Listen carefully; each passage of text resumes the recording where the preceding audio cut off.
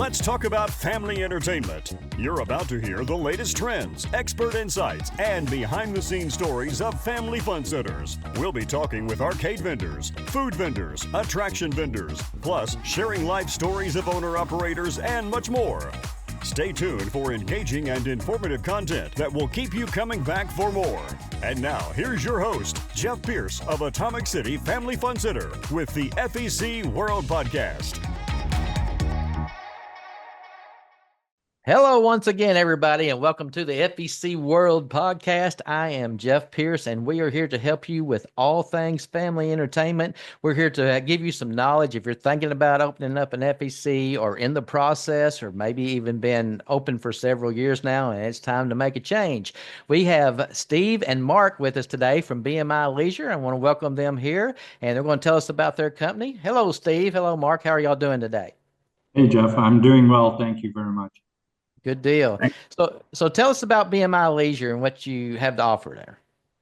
Well, BMI Leisure is a multi-venue operating software operating company. So we provide all venue management software to manage all aspects of business, both on the operations, the financial side, and the commercial side of business. We've been in business for 24 years now. First specialized in the go-karting business and then expanded into all other activities as well. Gotcha.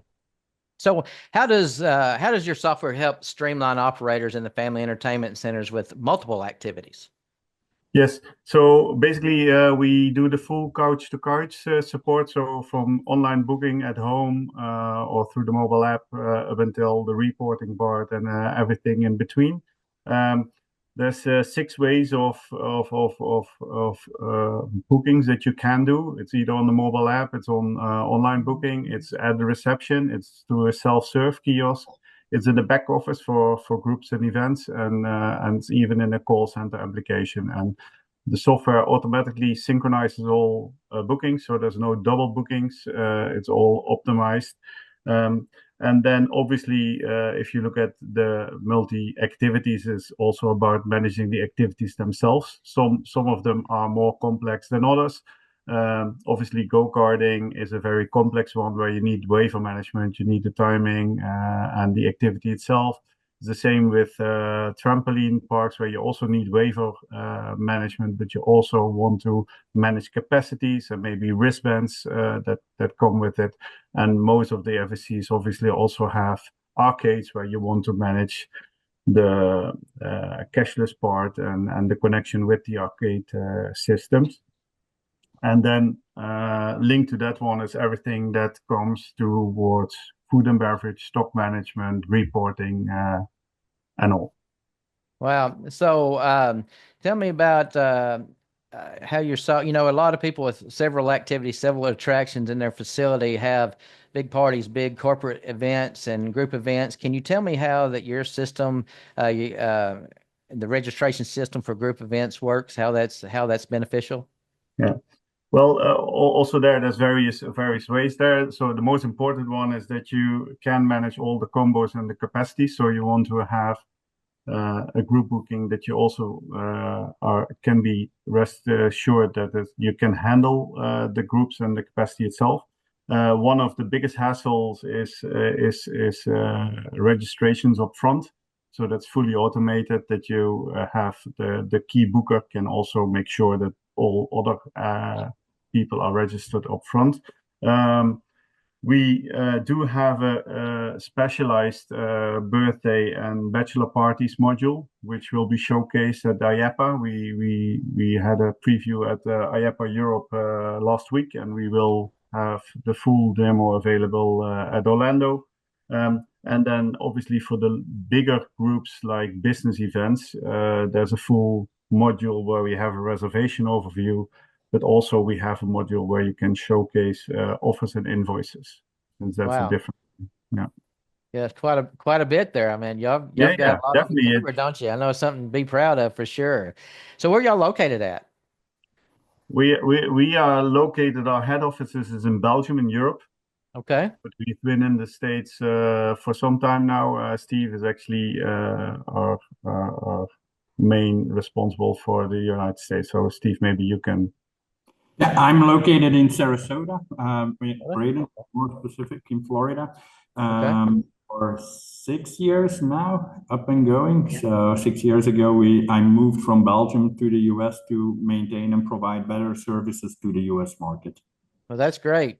We appreciate that very much. And when you come over to the States and you started, working with your clients here, tell me a good experience that you've had. I had so many of them. But I think one of the better experiences or the best experience is just the support that I got in general, and then also specific from for example, Extreme Action Park. It's one of our longer standing customers here in the US. In getting myself acclimatized to the American way of living, since me and my wife, we came out of a very small village in Belgium, and then we moved to the big US. So there was some adaptations on our end to be made, and the way how they guided us and made us feel welcome was very, very nice to see, and very good to see. For professionally, of course, the way how we run businesses here, family entertainment centers here, is much bigger in numbers, but also in optimization. So I did learn a lot in the last few years on these guest services and how to make it flow better, or how to go and optimize these. And then main purpose of my job is there to go and relay this to the headquarters and make sure that we are aligned there. Gotcha. Gotcha. Well, can you tell me, like Atomic City, this is a private venue. I mean, privately owned and operated. We only have one, but what if someone has multiple locations and they're building one after another each year, say, is the transition good when they want to add your software to each and every one of those? Is it pretty simple to go through? Yes, it's basically in the core of the system to manage multi venues. So one of them is that we actually do have a call center application that you can manage all bookings for all venues across the US or multiple countries, and some have venues in other countries as well. We support franchising, that you can say, okay, what's being shared with the franchisee, what's with the franchise group, that you can see what data will be shared, what concepts will be shared. But also the guest experience is very important. So you make sure that there's one loyalty system, one CRM system, that you can have gift cards that can be used across venues. So all these kind of things are very important. And next to that one, obviously reporting, where you can start sharing all data and making the analysis on how the performance of the different venues is compared to each other. So your clients can grab all the data that's been entered in from their customers and use that for email marketing blast or anything like that, correct? Yes, they can choose whether they want to share it or not. Since especially with franchisees, it might be different. But if you look at data and reporting, that's one of the strongholds of our software. So what we aim to do is to collect as much data at every touch point, but also make sure that the data is available at every touch point, so you can do the customized offers. And then what's also very important is that data is not ours; it's the operators, and we strongly believe it should be available at every touch point as well for them.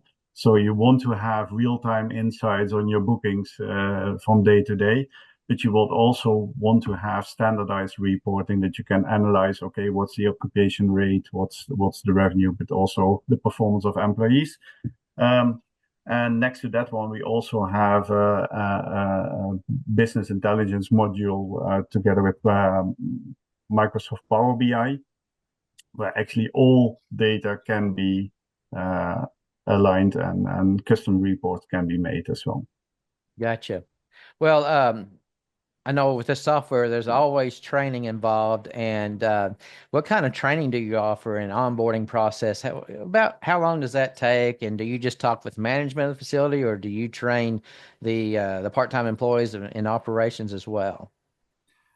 It's depending on the venue. First and for all, they are the leading factor there in what they expect from us to do, and then certainly on the training aspect, we have customers that have internal trainings already deployed inside their venues, multiple venues. So there we rarely do any on-site training, but as a software provider, it's easy for us to deploy or make sure that we deployed our software and our product already prior to the go live date. So this, of course, increases or makes us able to increase the actual onboarding process and for the customer, and minimize any frustration as we can test everything prior to actually go live. Of course, not everything can be done there, and some results are only shown once we drop it to their guests, to our customers' guests there. As far as training goes, specifically, we do believe that even as we deploy our systems like any other SaaS company would do remotely, that an in-person training and that in-person explanation of our system is needed, as there's no two venues the same. And for Atomic City, there might be parts important that might not be as important for any other venue in the US or in the world for that matter. So this personal involvement of one of our employees with the main management or with the core management team is very important for us, but also for the success of our customers there. Once we got it rolled out and once we got everyone trained that on the management level, then basically it's up to the management whether they allow us to do training to the employees themselves. It is certainly the case. Due to during COVID, we also optimized online resources for them to have available at all times, of course, because we were a bit forced to stay in our small little Belgian country there. So, but it was a bit more difficult to travel. So we made some more articles available and which now help our customers vastly in becoming more independent and have everything readily available. But nevertheless, and I do think there for us, and certainly in family entertainment centers, regardless of how much information is in these knowledge bases, I do think that this personal training or this personal communication about what specifically is needed for, or what specifically is important for each and every venue, will stay and will remain very important to make sure that we can adapt our system to the maximum of the capabilities to the venue. Since we a broad product, so many functionalities, we do have to make sure that we do have to make sure that everything that the customer or our customer request is set up correctly, because for each and every aspect of our software, there are multiple ways to go and use it. So it's things like that we will never be able to just put into a knowledge base or put into a user manual, and just drop ship our software and hand you over a USB to get you up and running. Right. Yeah, indeed. The software shouldn't be in the lead; the business is in the lead. So it already starts with the conversation with the commercial person to understand all the business operations and the business rules. And then obviously the software is very modular, and there's many configurations that can be done and shall be done when setting up the software. So. Well, can one of you give me some advice as far as, or give our viewers some advice as far as choosing the right software for their facility, and maybe the process, and if they choose you, how can they get in contact with you about that? Well, the first thing one should question is already start what's important for your business. So is multi-venue important? Maybe not now, but in the future, then you should already be thinking about a software that supports that. So that's one big question that you should ask yourself. We always advise to look at the activities first to see is there just a very simple operations where you can say, okay, there's a day pass and we don't need to schedule things. Then you might be able to just select the more simple software. You don't need the complexity that we can handle. But the soon that you have waiver management or capacity management and certain activities, then you should be looking at, okay, which software supports those activities as well. And then the other part, what I would advise is the data part. Never go for a closed system where you're not capable of using the software. And for that one, it's also an important one not to look at, okay, let's have a different module for online booking, a different module for my reporting, a different module for food and beverage and stuff like that, since you have broken experience not only in the data, but more importantly for your guest experience as well. If you want to have a seamless flow, then you need a system that supports that part. Gotcha. Speaking of support, say you have your go live date and everything's going good, and just naturally, there's always a little bug you got to go through and fix. Can you tell me about your support and how BMI Leisure could help out there? Well, Go ahead. we do offer 24/7 urgent support, so across the whole globe, because we do have customers across the whole globe.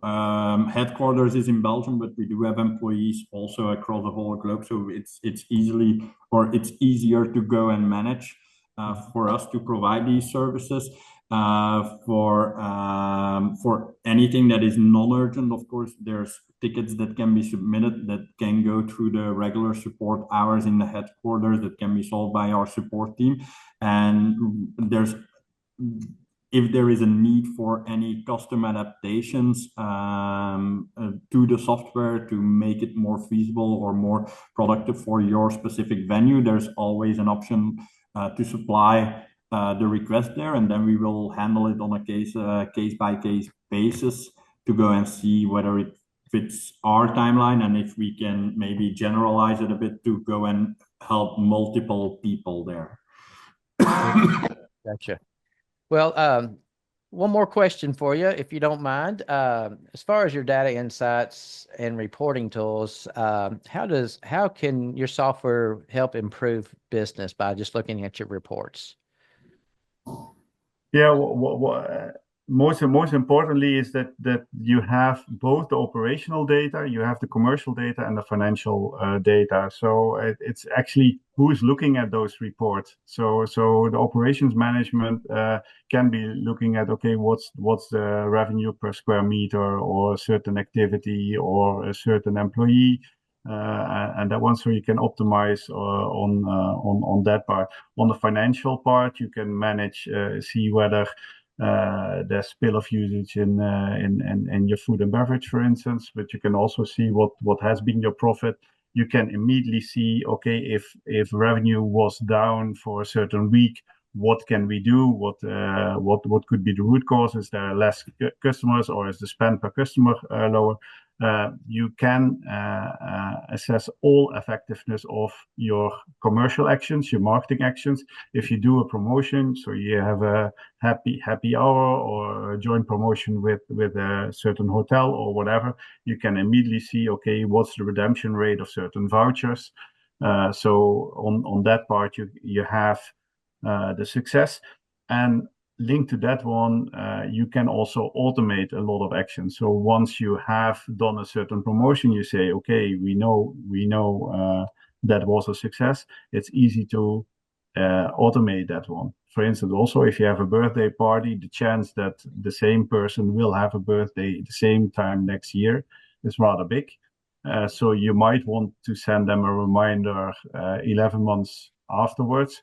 And that can already be scheduled and automated in the software. So you focus on the creativity, and the system automates everything for you. And that's really important. That is really good. So take the time to enter your data, and then it's automated. You got the hard work done for sure. Exactly. Yeah, automation this day and time is definitely a time saver for sure, and it Yeah. keeps you on top of things. You don't forget. It's not That, gonna yeah. it's not gonna go bad on you. Yeah. It's one of the key things, automation, but also gamification. We see it happening obviously as well. That you can give credits for loyal customers if they have done several activities, that they get a discount on other activities. So it's the beauty of data, and then the commercial insights of the operators, and then let the system work for you. Yeah. Well, that's awesome information. Any last words, Steve? You got any last words? Not really, no. I think Okay.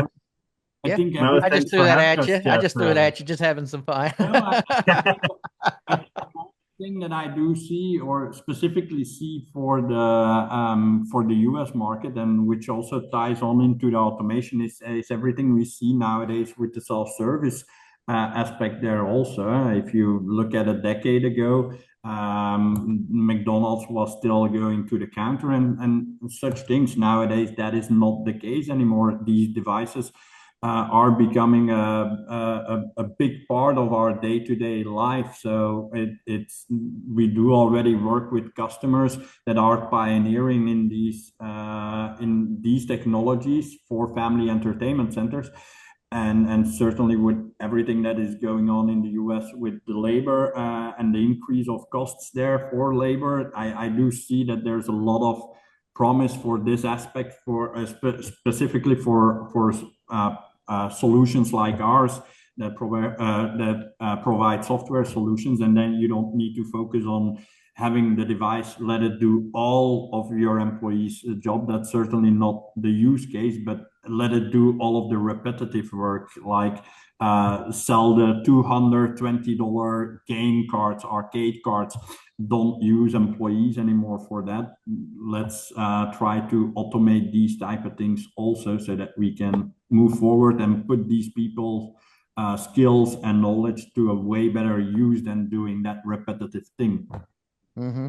Well, that's wonderful, and it's great information, Steve and Mark. We appreciate you being on today. Thank you for your time. I know your time is very valuable, and you're a very, very busy company, and we want to thank you for being on this podcast. Likewise, thank you, Jeff. Yeah. And we want to thank you for watching once again another episode of the FEC World Podcast. And we need you to go over to the Facebook page and go to the FEC World Podcast with Jeff Pierce. Do the like, share, follow, tag, all the good stuff you know about, and head to our YouTube channel of the same, the FEC World Podcast with Jeff Pierce. Make sure you hit that subscribe button and hit that little bell so you'll be notified when the next episode's coming up. And if you have any ideas for a show and you want to hear some information on this podcast, please go to our Facebook page and enter those comments in. We want to hear from you. We'd love to hear from you, and we'd love to get some information to answer your questions on these podcasts. They hit every Tuesday morning from here on out, 6 a.m. Central Time on Tuesday morning, 6 a.m. Central Time. So write that down, put it in your calendar, folks. And if you click that bell, your phone will remind you anyway, and that'll all be good. So thank you once again for joining us for another FEC World Podcast. We will see you next time. Thank you for taking the time to enjoy this episode of the FEC World Podcast with Jeff Pierce. We hope you enjoyed today's episode, filled with industry secrets and exciting updates.